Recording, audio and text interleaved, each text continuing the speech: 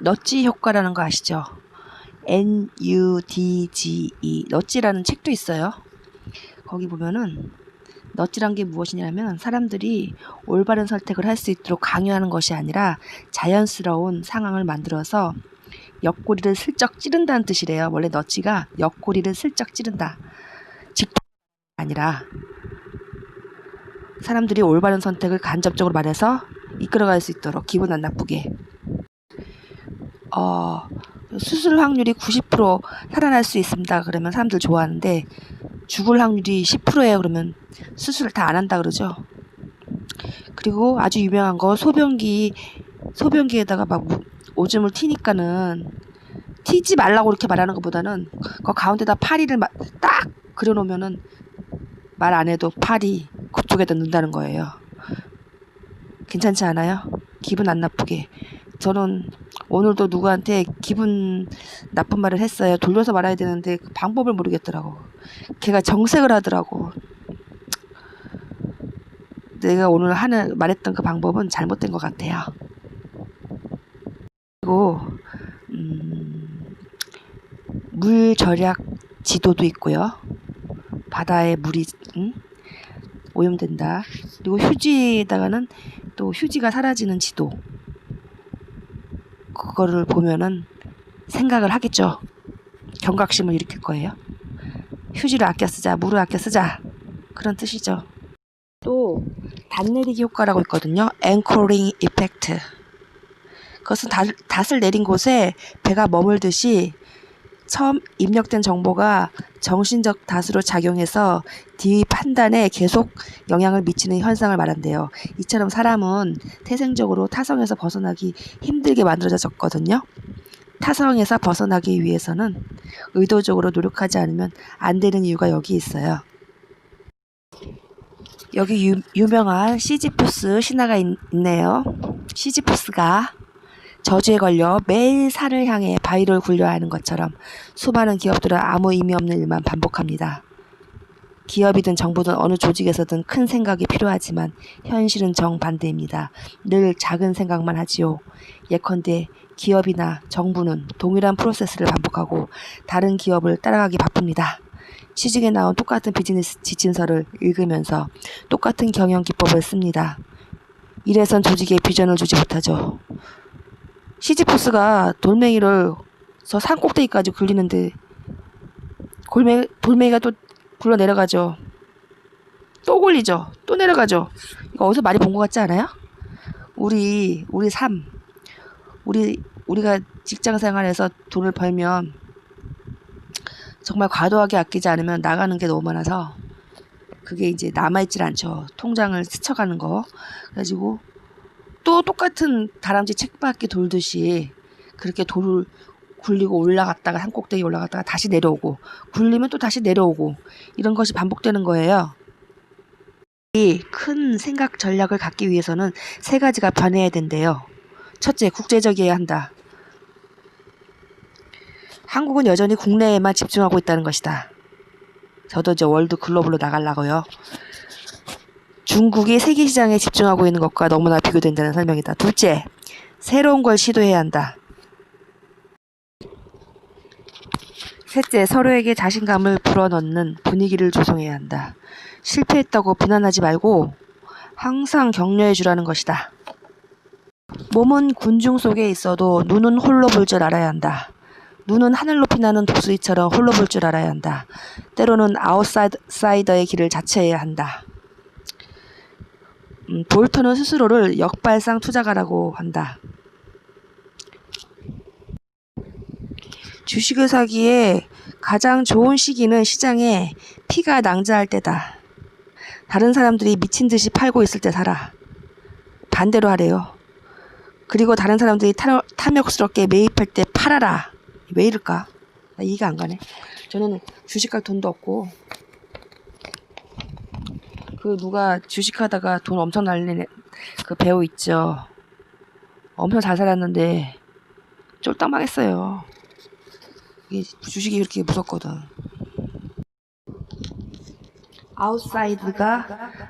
아웃사이더가 터트린 대박. 미국에서 주택가 서브프라임 모기지 가격이 더 이상 지탱할 수 없는 수준에 도달했다는 결론을 내렸다.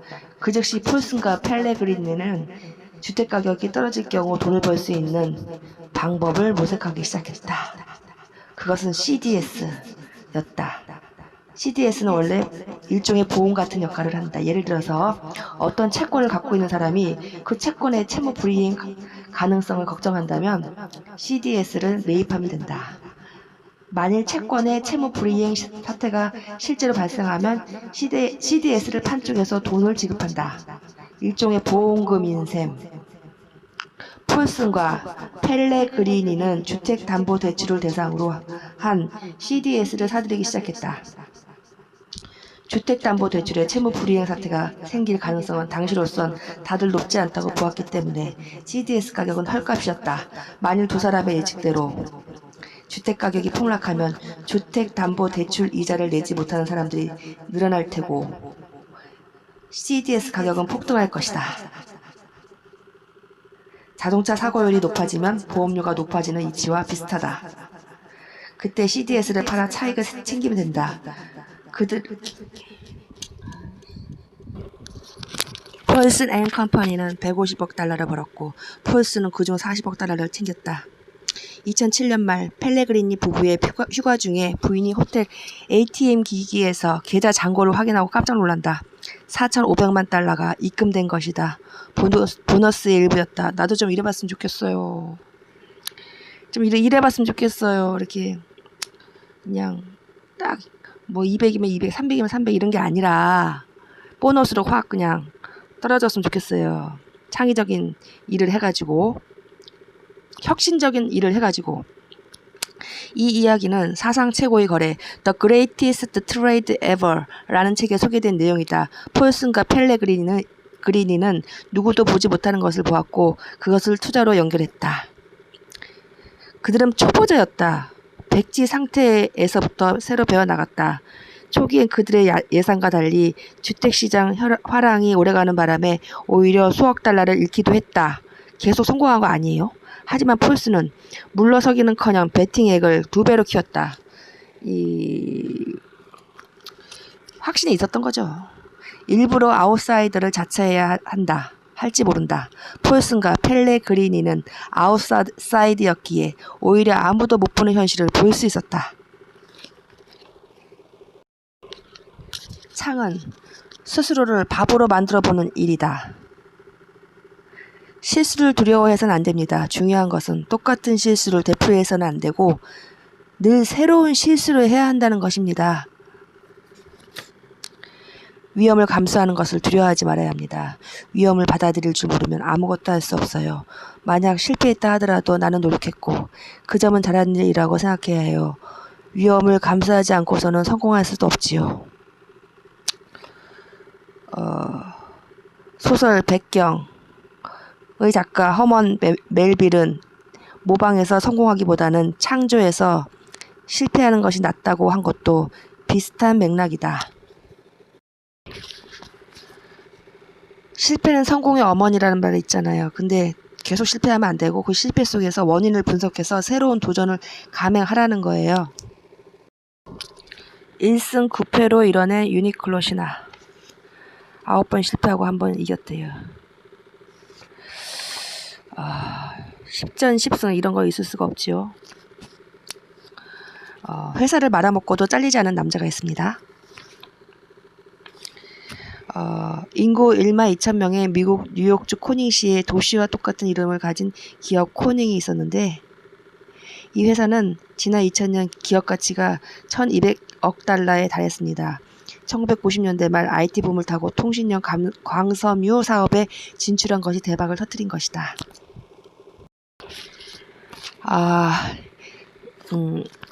당시 광섬유 부분 책임자였던 웬델 윅스는 코닝시의 영웅이었다.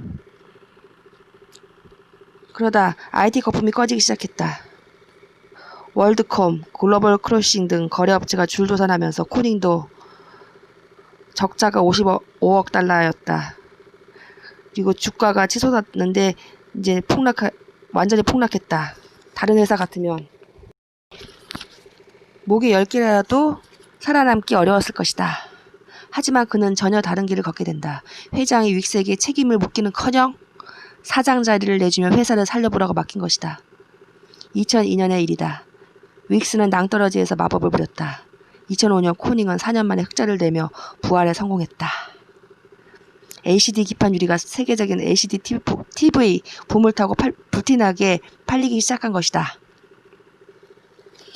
자신이 한 결정이 정당하고 현명한 방법으로 이루어진 것이라면 미래가 예상과 다르더라도 그 결정 때문에 비난받지 않는다는 것이 우리의 사고방식입니다. 우리나라는 아니죠. 책임지라고 난리를 치죠. 죄인 취급하고. 우리가 믿는 것은 실수의 경험을 통해 교훈을 얻은 사람은 반드시 다음번엔 더 나아질 것이라는 사실이죠. 아픈 것은 통하지 않기 때문이요. 아프지 않은 것은 통하기 때문이다. 동의보감 중에서. 작은 소리 하나도 놓치지 마라. 커뮤니케이션. 직원들과 의사소통하는 방법. 이거 통은 단순히 커뮤니케이션을 의미하지 않는다. 즉 조직의 존재 목적, 즉 혼을 소통하는 일이다. 혼을 공유하는 일이다. 혼을 공유하지 않은 조직에서 통을 논하는 것은 아무 의미 없다. 세상을 보다 좋은 곳으로 바꾸겠다는 것과 같은 대의와 신념이 일치의 같은 목적지를 향해 나아갈 때 비로소 통은 시작된다.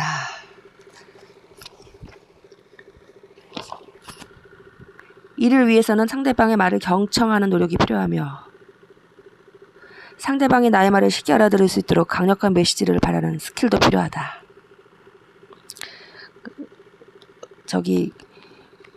스마트폰 개발한 분, 그 사람의 책이 있어요.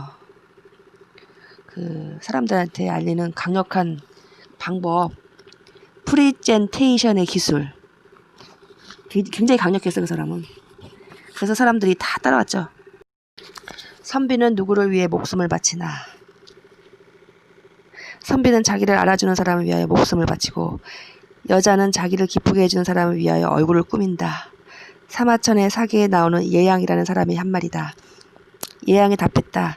전에 중행씨는 나를 보통 사람이나 다름없이 대우했습니다. 그러나 지백은 나를 국사로 대접해 주었습니다. 여느 사람과 같이 나를 대우하면 나도 여느 사람과 같이 보답하고 국사로 대우하면 나도 국사로서 보답하려는 것입니다.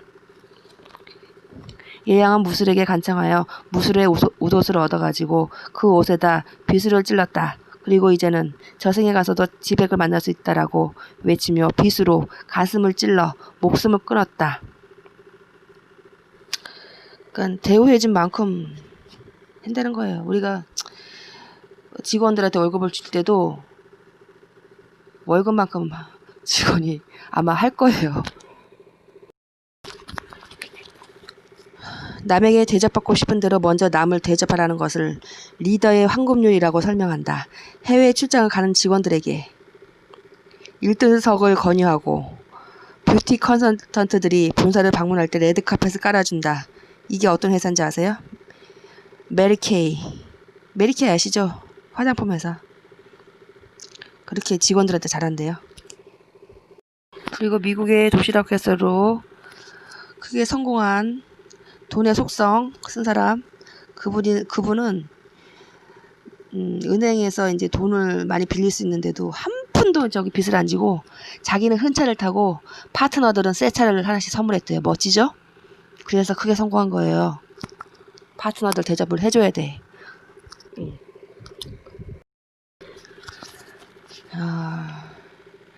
미국 역사상 최대의 명마 시비스킷이 억지로 달리기 훈련을 시키는 대신 달리고 싶은 마음이 들도록 동기를 부여했습니다.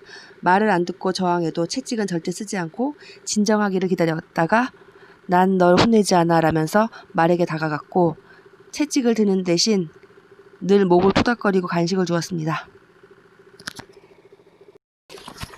화이자 회장이 주머니 속에 늘 갖고 다니는 것이 무엇이냐. 그는 매일 1센트짜리 동전 10개를 왼쪽 바지 주머니에 넣고 집을 나선다고 합니다. 한 명의 직원과 대화하고 그의 고민이나 이야기를 충분히 들어주었다는 생각이 들면 왼쪽 주머니에 있던 동전 하나를 오른쪽 주머니로 옮긴다. 하루 동안 왼쪽 주머니에 있던 10개의 동전이 모두 오른쪽 주머니로 옮겨가면 그는 스스로에게 100점이라는 점수를 준다. 매일 자신에게 이런 숙제를 내는 이유는 CEO로서 무엇보다 가장 중요한 것이 직원들과의 대화라고 생각하기 때문이다. 저도 맨날 CEO가 되고 싶어서 옛날에 종에다 썼어요. CEO란 무엇인가 이렇게 썼는데 CEO는 쉽지 않아요. 근데 저는 이제 긍정적이고 착하고 남의 말 잘 듣기 때문에 CEO가 좀 맞는 것 같아요. 왜냐면 방향을 제시하거든요. 방향을 제시하지 뭐 이렇게 뭐 자세하게 일하는 것보다는 방향 제시나 비전 제시나 사람들을 이제 긍정적으로 잘 따르게 해요. 그래서 CEO는 듣기 능력이 3배 정도 중요하다. 읽기 능력보다. 이건희 삼성 전 회장은 보통 10마디를 듣고 한마디를 한다고 해서 듣기형 리더로 불렸다. 탱크처럼 지시하고 밀어붙이는 말하기형 리더들과는 대조적이다. 듣기에 몰입하는 것은 성격탄도 있겠지만 부친 이병철 회장의 가르침이 큰 영향을 미쳤다. 경청.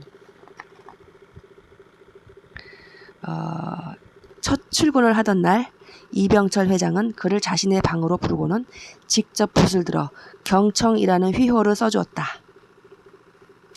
남의 말을 잘 듣는 것이야말로 리더의 금과 옥저임을 강조한 것이다. 이병철 회장님 얘기가 나와서 말인데 생각이 나서요. 제가 허경영 총재님을 되게 존경하는데 허경영 총재님이 어렸을 때부터 엄마 아빠가 돌아가셨잖아요. 그래가지고 거의 뭐 엄청 고생을 했어요. 산에서도 자고 텐트가 날아가고 그렇게 고생을 하니까는 누가 이 고모신을 저쪽 부자 동네에서 팔아봐라 그랬대요. 학비를 마련하려고. 그래서 부자 동네 가서 문이 열린 거 딱 보니까 그때 이병철 회장님하고 사모님이 어디 나가려고 그러셨대요. 그래서 뒤에다 우리가 싹 들어가지고 좀 팔아달라 그랬대요. 그랬더니 얘기를 하니까는 허경영 총재님이 어렸을 때부터 똑똑하니 아이가 400이래요. 이병철 회장님 알아본 거예요. 내가 다 사줄 테니까는 내 양아들 할래? 너무 똑똑해 보이니까 말하는 게. 내가 팔아주면 좋지만 내가 우리 아버지가 있는데 내가 왜 양아들을 하냐고 해가지고 그때 이병철 회장님이 이 허경영 총재를 굉장히 신임하고 그 건물에 박정희 대통령도 있었대요. 그래서 박정희 대통령 보좌관으로 그때 소개를 했다는 일화가 있어요. 저는 평상시에 유튜브 달고 살거든요. 그러니까 뭐 이게 녹음을 하면서도 이 격가지로 이렇게 애드립이 많이 나오네요. 그리고 말을 듣지 않는 남자, 지도를 읽지 못하는 여자, 그런 얘기가 있네요. 남자는 말을 안 듣고 여자는 지도를 못 읽고 공감과 이해 부족. 경청하기 가장 어려운 이유는 말하고자 하는 욕구 때문이래요. 그리고 중국 소비자들의 특성을 파악하기 위해서 7명의 연구 인력이 중국 전역을 25,000마일이나 여행한 일을 꼽을 수 있대요. 그들은 셀 수 없이 많은 집에 초대받고 여자들과 같이 일터가고 사람들의 냉장고를 뒤지고 10대들과 차를 마시고 가족들과 요리를 하고 노래방에 가고 헤어진 연인들을 위해 함께 울었습니다. 그래서 소비자들하고 접촉을 하면서 깨달은 거는 그 할인 매장에 용량 큰 거는 잘 안 팔린대요. 무거워서 세제통에다가 맥주통에 달려있는 것과 같은 작은 꼭지를 하나 만들어서 빨래를 할 때 누구나 통 아래에 컵을 대고 필요한 만큼 세제를 따라서 쓸 수 있게 한 배려가 이게 아주 소비자를 히트친 거라고 해요. 그리고 강력한 메시지를 전달하는 6가지 방법이 있는데요. 히스 교수의 메시지 제조 기법. 첫 번째, 단순성. 단순하게 격까지 다 치고. 두 번째, 의외성. 사람들의 예상을 깨뜨려라. 허를 찔러 긴장감을 높여라. 세 번째, 구체성. 메시지를 구체적이고 상세한 이미지로 가득 채워라. 네 번째, 신뢰성. 세부적 묘사와 통계, 그리고 자신이 겪은 최고의 경험을 메시지에 버무려라. 통계는 인간적이고 일상적인 언어로 풀어내면 더 효과적이다. 다섯 번째, 감성. 상대방이 무언가를 느끼게 만들어야 한다. 특히 당신의 메시지가 그들이 각별히 여기는 무언가와 긴밀한 관계가 있음을 보여주는 것이 좋다. 여섯 번째, 스토리. 메시지를 보다 일상적이고 생활에 가까운 형태로 만들어 보여줘라. 청취자는 그 스토리의 상황이 닥치면 곧바로 그에 맞게 행동할 준비가 되어 있다. 세상은 CQ가 높은 인재를 원한다. IQ, EQ는 감성지수, 또 CQ가 있네요. Culture Quotient, 즉 culture, 문화지수가 높아야 한다는 것이래요. 글로벌화가 강속으로 진행되는 시대이기 때문에 문화적 차이를 잘 이해하는 인재가 각광받는다는 설명이다. 우리가 중국에 갔을 때는 중국의 법을 따라야 되고 중국의 소비자의 입맛에 맞게 해야 되잖아요.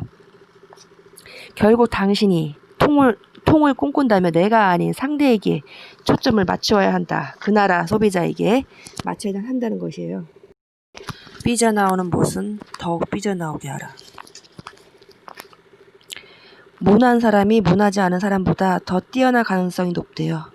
개성을 살려주라는 얘기죠. 개성은 살리되 예의는 있어야 돼요. 의학을 공부하면서 생명이 얼마나 대단한 것인가를 깨닫게 됐습니다. 일생 동안 배출되는 정자와 난자의 수를 생각하면 한 생명이 태어날 확률은 50조분의 1에 불과합니다. 그 귀중한 생명이 언젠가는 죽습니다. 그렇다면 살아있는 동안 하는 일이 행복을 위한 것이 아니면 안 되겠다는 생각을 했습니다. 회사에 오면 정말 즐겁다. 내일 또 재밌는 일을 하자. 종업원을 이렇게 만들어주는 것이야말로 경영자의 책임이라고 생각합니다. 시키는 대로 일하는 사람은 필요 없다. 제가 옛날에 다니던 회사가 시키는 대로 일했어요. 계급제 사회. 나 그 두 가지 너무 싫었어요. 왜 사람은 그냥 등급을 매기는 건지. 이거 잘하는 사람도 있고 저거 잘하는 사람도 있는데 너무 싫었어요. 사장의 명령을 거스른 사원이 사장이 되다. 개성과 창의를 강조하는 호리바 마사오 최고 고문의 가치관이 더욱 굳어지게 된 결정적인 계기가 된 사건이 하나 있었다. 호리바 제작소는 호흡을 측정해 심폐기능을 조사하는 기계를 판매하고 있었다. 그런데 때마침 이곳을 견학하러 왔던 통산성 산하연구기관 직원이 뜻밖의 제안을 했다. 이 기술을 자동차 배기가스 측정에 응용할 수 없겠냐는 것이었다. 당시 통산성은 자동차 배기가스 문제가 장차 심각해질 것이라고 판단, 대책 마련에 착수했었다. 마사오 최고 고문은 이를 거절했다. 심폐기능 측정기는 대학 연구실이나 의료기관 등 청결한 장소에서 쓰일 것을 상정해서 만든 것이었다. 그 소중한 제품으로 하필이면 먼지와 기름 같은 불순물이 섞인 자동차 배기가스를 측정하려고 하니 말도 안 된다고 생각했고 받아들여지지 않았다. 그런데 그로부터 얼마 지나서 일이다. 마사오 최고 고문이 공장을 돌아보는데 한쪽 구석에 심폐기능 측정기를 배기가스 측정기로 개조하는 실험 장비가 놓여있는 것을 발견했다. 한 사원이 사장이 거절한 연구를 제멋대로 몰래 진행해온 것이었다. 마사오 최고 고문은 그 사원을 불러 불같이 화를 냈다. 그렇게 해서 만들기 시작한 배기가스 측정기는 3대가 아니라 3,000대, 3만 대가 팔렸고 지금은 회사 전체 매출의 3분의 1 정도를 차지하는 주력 상품이 됐다. 이 제품은 세계 시장의 80%를 석권하고 있다. 그리고 그 사원 오우라 마사히로는 훗날 호리바 마사오에 이어 호리바 제작소의 2대 사장이 됐다. 인텔. 위기를 돌파하는 인텔의 놀라운 힘은 어디서 나오는 걸까? 인텔 최고 경영자에게 이메일을 보내 수평적인 기원 문화였다. 저는 수직적인 거 정말 싫어요. 대리, 과장. 누가 평가하는 거예요? 해마다 제품 성능은 향상되는데 반대로 가격은 떨어진다. 세대가 지나면서 기술 개발에는 돈이 더욱 많이 든다. 제가 부동산 한 3주 다녔는데 요즘 부동산 시장 느낀 것은 레드 오션이에요. 우리 역 신도시 근처만 해도 부동산이 한 50개는 더 넘을걸. 그래서 이제 차라리 그만둔 게 오히려 이 유튜브에 전념하고 내 시간을 가져서 오히려 그 사장님한테 그때는 조금 기분 나빴지만 오히려 감사해야 될 것 같아요. 통을 가로막는 최대의 적 사일로, SILO. 사일로란 원래 곡식과 목초를 쌓아두는 굴뚝 모양의 창고를 뜻한다. 경영학에서는 회사 안에 성이나 담을 쌓은 채 다른 부서와 소통하지 않고 스스로의 이익만 쫓으면서 따로 놀아 폐해를 끼치는 부서나 부문쯤. 사일로를 부수기 위해서는 서로가 마음을 열고 상대를 인정하고 상대의 말을 경청하는 자세가 필요하다는 것이다. 지금 제가 이거 녹음하는 거 시간이 새벽이에요. 잠이 안 오네요. 뭐 힘든 일들을 요새 안 하고 노니까 낮에도 재밌게 잘 놀았어요. 세 개의 공장을 지휘하는 글로벌 객주 리엠펑, 미래학자 다니엘 핑크는 융복합 컨버전스로 대변되는 새 시대의 법칙을 세 가지로 요약했다. 그 사람은 공장이 하나도 없어요. 공장도 하나도 소유하지 않고 있으며 단 한 명의 재봉사도 고용하고 있지 않대요. 그러면서 매년 20억 벌 이상의 의류를 생산하고 있다. 방법은? 예를 들어 미국의 어느 의류회사가 이 회사에 남자 반바지 30만 벌을 주문했다고 하자. 그러면 이 회사는 단추는 중국, 지퍼는 일본, 실은 파키스탄에 주문한다. 파키스탄에서 받은 실은 중국에 보내 직물로 짜서 염색하게 한다. 꿰매는 일은 방글라데시 공장에 맡긴다. 이 회사의 모토는 이렇다. 원하는 것이 무엇이든 말씀만 하십시오.